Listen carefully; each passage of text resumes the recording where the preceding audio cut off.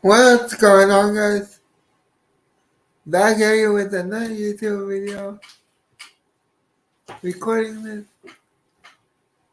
Sunday night. I'll post it Monday and I'll be live for the college football championship game between Washington and Michigan at 4:45 Pacific. But yeah, today, in this video, I should say, I'm going to be talking about the Seahawks. And you see the thumbnail, you read the title. Let's get into it. Carroll, I'm sorry. I love you, but your time is up.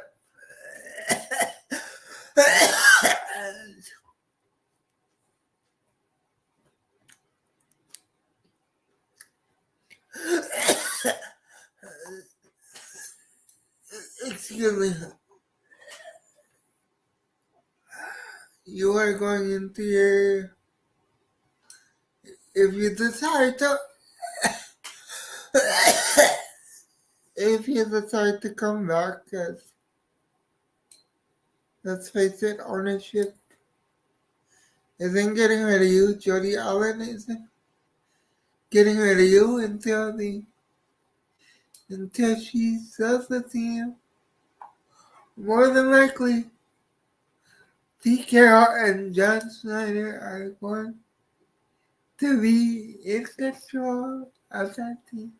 And Jody Allen is just going to be owner in name, and he and John are just going to keep running football operation like nothing. Is that a good thing? Is that a bad thing? I'll let you decide after you hear me out. Let me put up the banner. Forgot to do that. Oh, still forgot how to do that. I still forgot to do that. I should say. Let's get the banner up. I'll just go with the simple one for right now.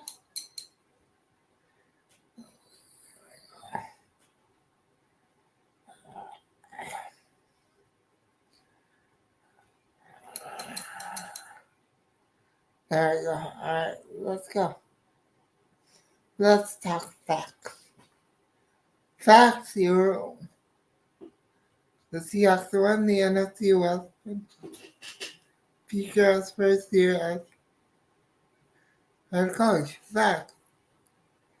The NFC West was terrible that year, but they still somehow beat the Saints in a home playoff game and lost to the Bears in the divisional round. But that's besides the point. Then you had to rebuilding years after you lost that. That hustlement to free agency. Probably a good move to Hasselbeck was at the end of his career at that point, but you went with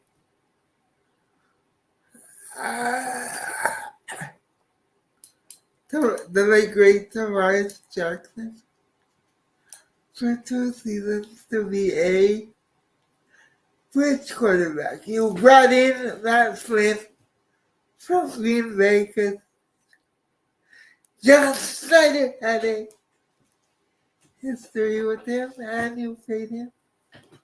I believe it was something along the lines of $14 million a year, which is tough change nowadays, but that's besides the point. Oh, God. Alright. So you bring in Ralph Landry and in the third round, you draft the quarterback out of Wisconsin by the name of Russell Wilson. Who then turned into Sierra Wilson years later. Yes, I mean petty. Sue me. Oh well. Who cares? I like to be petty. Everyone knows that already. And Russell Wilson's first year, you made it to the divisional round. You lost to the Falcons. You came back in second year. Yeah, LOB. What you else think? Young up and coming defense. Had Marshawn Lynch. Had you made it. Had to the Super Bowl. Won and beat the rakes off Peyton Manning and the Denver Broncos that year. That was 10 years ago almost. And now, wait, 11 years almost to the date. Almost to the date. It'll be a date in it'll be the date February 2nd of 2024. It'll be 11 years.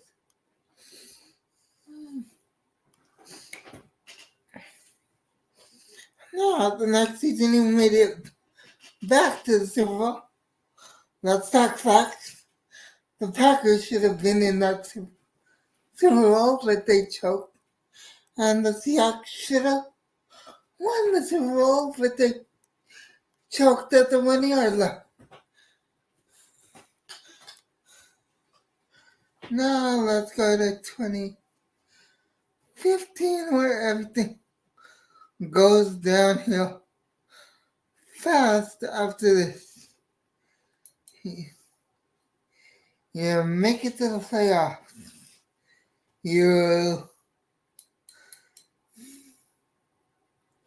Wait, 2015. Let me think. Yeah, they made it to the playoffs and lost to the Panthers. 2016, they don't make the playoffs. The Rams make the playoffs. The Seahawks are at home. No, I'm sorry, that's a mistake. 2016, you beat the Vikings because Blair Walsh is the worst kicker ever, and you lose to the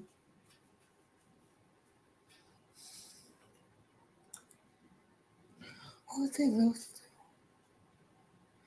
Was it the I might have got my years mixed up. Oh yeah, they lost to the Falcons that year.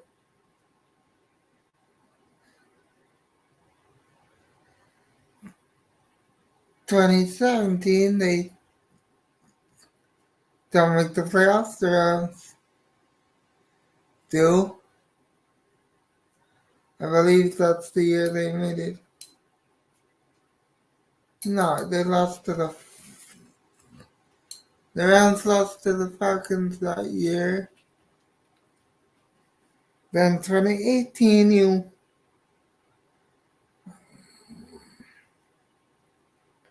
make the playoffs, lose to the Falcons. 2019, you lose to the Cowboys in the wild card round. 2020, you lose to the Rams in the wild card round. 2021, you don't make the playoffs. You trade Russell Wilson. You decide to rebuild. 2022, you shock the world and make the playoffs and get beat by the Niners in the wild card round, and everyone in sports media, or almost everyone in sports media, thought the Seahawks were going to take the next step this season after drafting Devon Witherspoon with the number 5 overall pick, JSN with the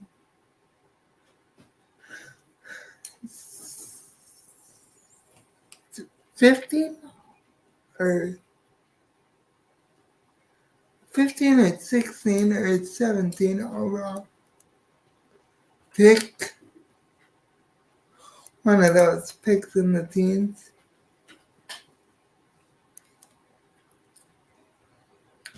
But then John Schneider swings and misses in the second round for a linebacker named Derek Hall, who I have respect. I have respect for his story. But they didn't need another pass rusher. They needed a defensive tackle. And then you draft Zach Charbonnet with your final pick from Russell Wilson trade. A backup running back to Kenneth Walker, who's decent, but again, not what you needed.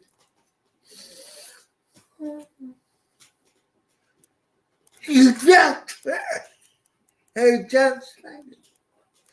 Draft for want instead of need.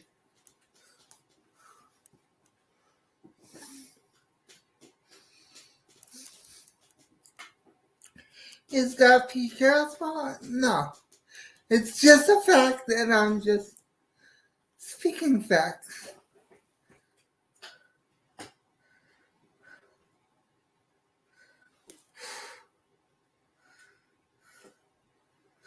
Now,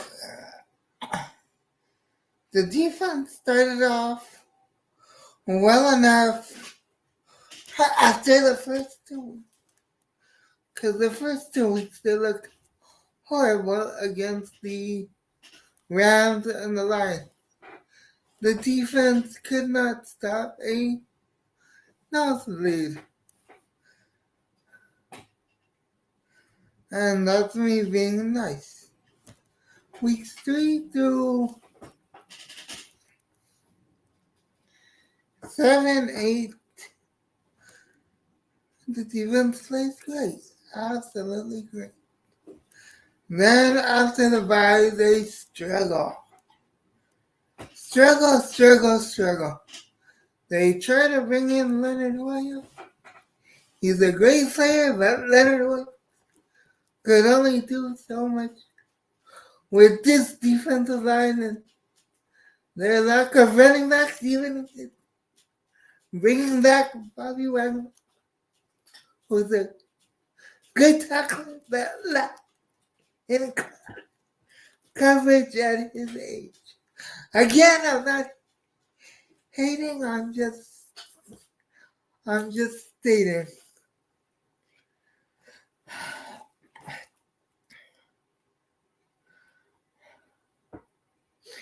Jamal Adams, bless him, tried to come back after week 2. Couldn't make it the whole season. Heck of a try. I tip my hat to him because he wasn't even supposed to come back from that injury loss that he had at week 1 after last season. He was supposed to retire. So I tip my hat to him for that. For at least trying to make a comeback. That's all I'll say about Jamal Adams. Was it a good trade in hindsight? No, because you tried to make Jamal Adams the second coming of Cam Chancellor. Cam Chancellor could lay the boom. Jamal Adams cannot lay the boom. He's a good player, but he's not Cam. You tried to turn him into Cam. There's only one Cam. Actually, there's another Cam who's no longer with us. The original Cam. Number 21 for the Washington, who were then the Washington Redskins. The late great Sean Taylor. May he rest in peace. Shout out to Sean Taylor.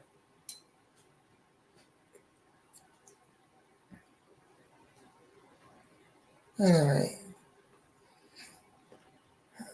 back to it. You drafted guys like Trey Flowers, who is, I believe, in Cincinnati, if he's still in the league. You drafted Tedrick Thompson, a safety out of Colorado, who's no longer in the league, but our mothers did work together. Shout out to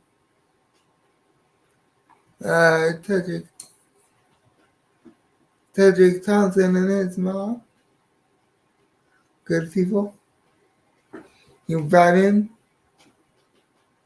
the Griffin twins. Good story, didn't work out. Because Shaq has his limitations, and the other one, Shaquille has his limitations, and Shaquille is playing with one hand. That wasn't gonna work out, but it was a good story and a good try to make something work.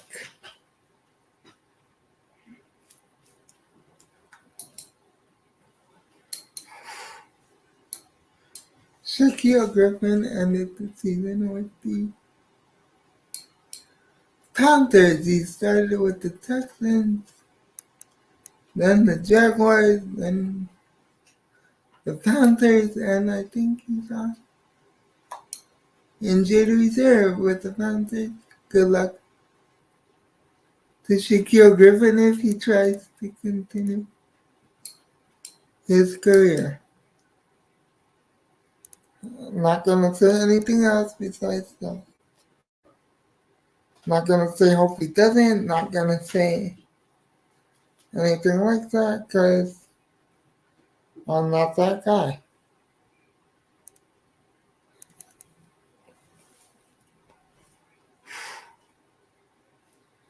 Now, instead of Tedrick Thompson, you could have drafted George Kittle. Instead, you drafted Tedrick Thompson. Instead of the Eskridge, you could have drafted Creed Humphrey, you didn't do that for whatever freaking reason.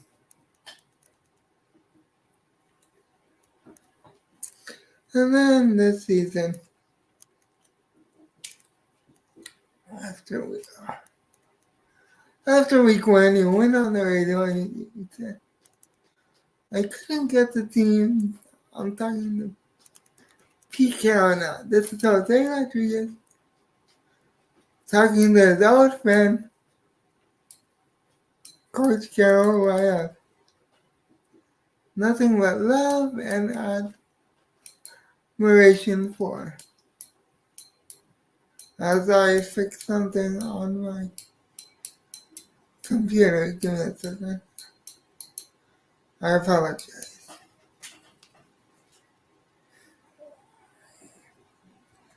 Now that that's done, now I can get into it. You went on your weekly radio show after dropping an egg at home week one against a divisional opponent, the Rams, and the team didn't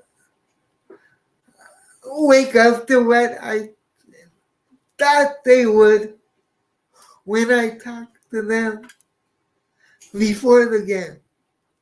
That's not a good sign.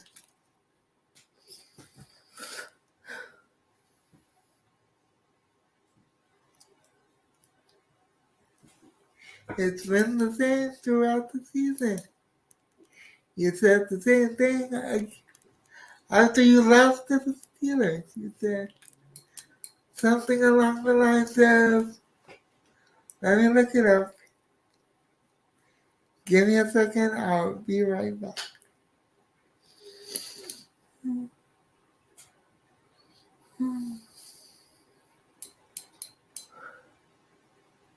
Where's the pause button on this?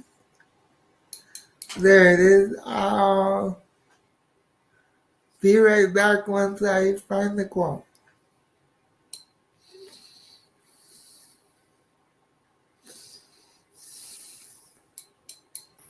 Alright, I'm back.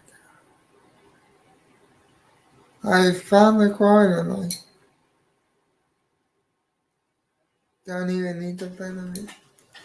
After the loss to the Steelers last week, you went to the podium and pointed out the obvious.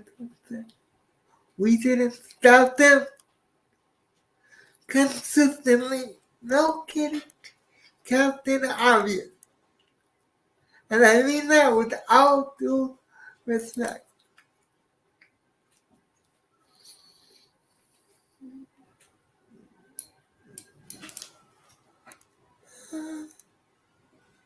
When a team runs it down your throat, like the Steelers did last week, and like the Cardinals did this week, and you're lucky you didn't lose to the Cardinals, because their kicker sucks. You didn't stop them really? I couldn't tell. Just watching the game. Really? You didn't stop them consistently. You don't say. Good grief, Pete. Good grief.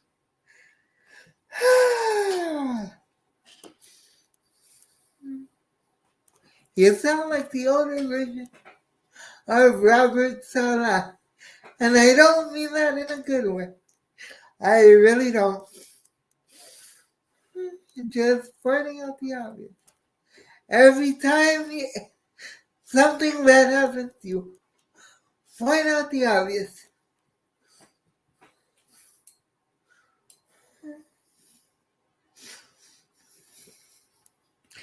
Stop pointing out the obvious and fix the freaking problem. Or help fix the problem. Your job is to be a head coach.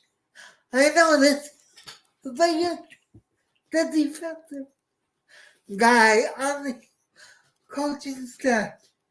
No disrespect to Clint Hurt, the defensive coordinator, but he's not the head coach. This isn't his scheme. This is your scheme. Pete, it's your scheme. Your players, allegedly, supposedly, your players, the ones you want.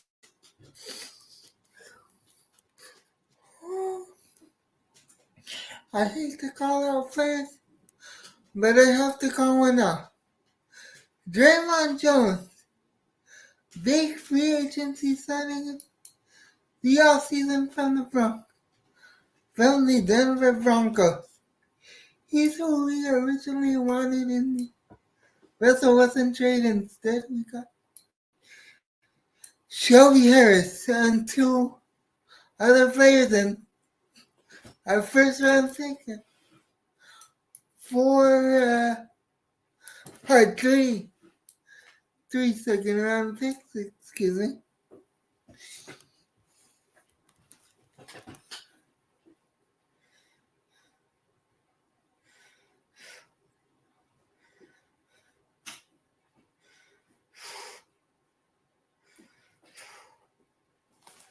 Have to calm myself there. No, they wouldn't give you Draymond Jones. They gave you Shelby Harris, Drew Lock, and Noah Fant. Noah Fant's probably not coming back. Drew Lock shouldn't come back. They need to draft a young quarterback in the draft. Not that Geno Smith isn't the quarterback. We just have to look for a younger quarterback to be the backup in case something happens to Geno Smith. Knock on wood, that doesn't happen next season, but you never know. Unfortunately, injuries happen in sports. Like Jamal Adams. Sorry, Jamal, I hate to go back to you, but you're the major injury I can think of right now.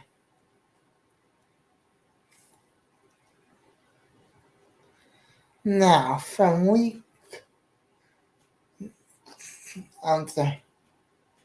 back to Draymond Jones. This week and today, which is Sunday, against the Cardinals, when it came to closing his gap, he looked confused, like he didn't know which way to go or what to do.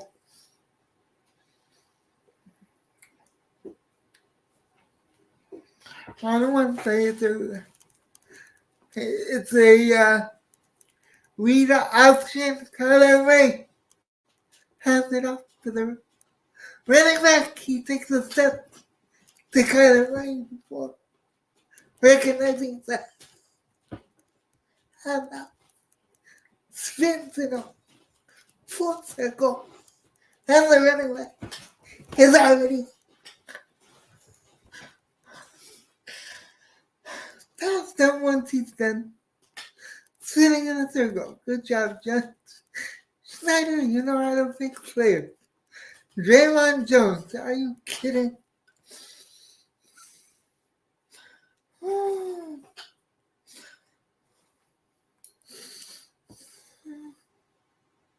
Not Zach Allen, not Pro Bowler who once played for the Cardinals, who would be used single-handedly against Russell Wilson. No, you let him go to Denver.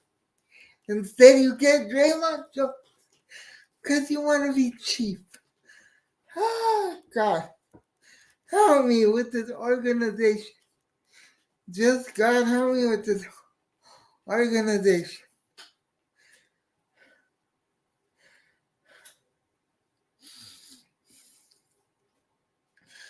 Now you have two safeties getting paid $30 million next season if they stay on the team past the fifth day of the past 5 days after the Super Bowl. Those safeties are Jamal Adams and Quandre Diggs. Now, you might not be able to get rid of Jamal if he can't pass a physical. God, I hope he can pass a physical.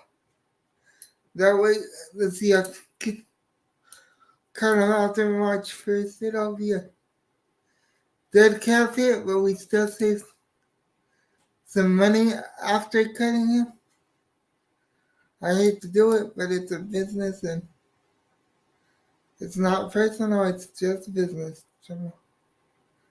Now let's talk about Quandre Diggs. Quandre Diggs, in my opinion, has two options. Take a pay cut or move on to another team next season because unfortunately he's not worth $30 million just because of leadership. Leadership is great, but the way he played to start the season, basically everything besides week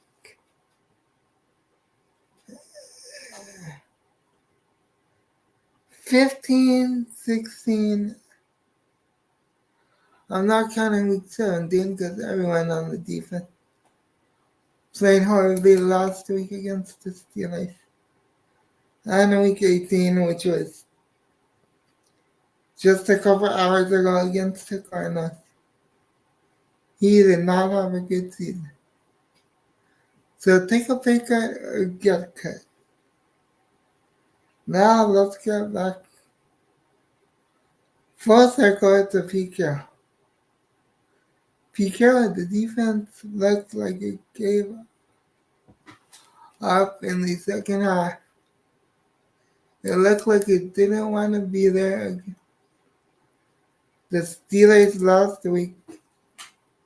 That has to land on someone's head. Unfortunately, it lands on the head coach. And unfortunately, that's you.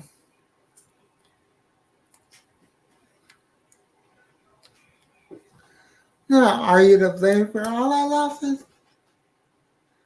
No. Did you have us ready to play every game? Hell no. The Thanksgiving game, we shouldn't have been on the field against the 49ers. It just is what it is. The second 49er game, I'll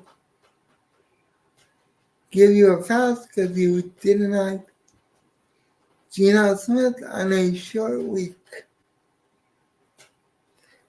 The Cowboy game, you don't get a pass. The offense played the best it looked all season, and the defense was non-existent and not show up with nowhere to be found. It was MIA and every other word I can think of.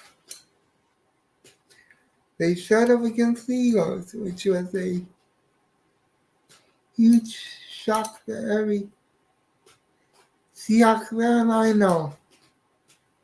But they disappeared against the Steelers and doing the top against the Cardinals today. And again, I repeat, if the Cardinals had a better kicker, the Seahawks would lost today's game to Kyler Murray, and no one can tell me otherwise. If you do, pass me whatever you're smoking, because I want some.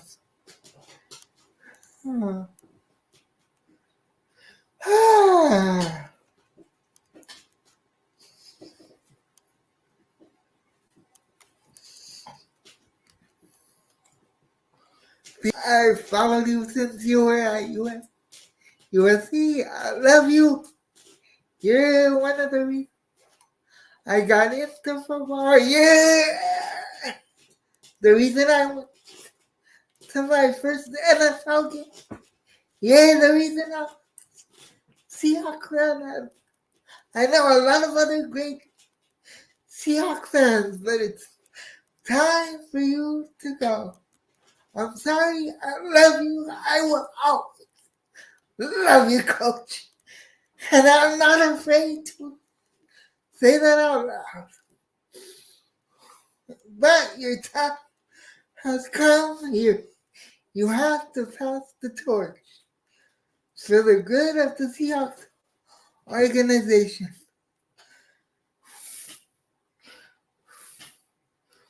Again, do I see that happening? No. Should it happen? Absolutely. So with that being said, until the next one, like it says, hit the like button, leave a comment, subscribe if you're new, and if you're feeling generous and want to donate to the page, you can do so via Cash App at Seahawks has it until Monday night for the college football championship game. God first, God bless, stay safe, stay out of trouble, and until the next one, I'm out. Peace.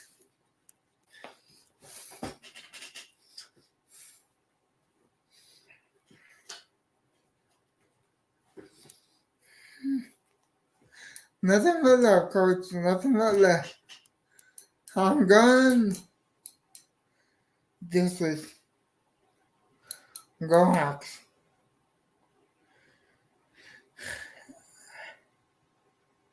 Like I said, I don't expect them to go anywhere. But it's time for him to pass the torch if he wants this team to succeed. Again, I'm grateful that. Hold on, let me finish. Tyler Lockett made a great point. No one had any serious season-ending injuries this season. No one went down except for, again, Jamal Adams when he was playing at 80%, and you gotta tip your hat to the Hardy. Tried to show. But besides that, no one else had a horrible season, so I'm grateful for that. And I'm grateful for the winning record. I just want more. More for the organization, more for the fans. Until the next one, I'm out.